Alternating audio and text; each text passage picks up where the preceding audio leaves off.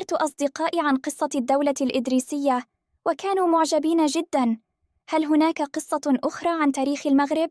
بالطبع يا بني، تاريخ المغرب مليء بالقصص. سأحدثك اليوم عن دولة عظيمة أخرى، دولة المرابطين. المرابطون؟ من هم وكيف بدأوا؟ بدأت قصة المرابطين في القرن ال11. كانوا مجموعة من القبائل الأمازيغية من الصحراء المغربية. قادهم رجلان عظيمان، عبد الله بن ياسين ويوسف بن تاشفين. وماذا فعلوا؟ في البداية اجتمعوا بهدف إصلاح الدين وتوحيد القبائل تحت راية الإسلام. أسس عبد الله بن ياسين حركة المرابطين، وكان هدفها نشر العدل وتعزيز الإسلام في المناطق المختلفة. هل نجحوا في ذلك؟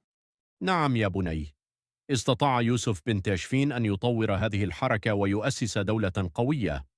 كان قائدا عظيما ونجح في توحيد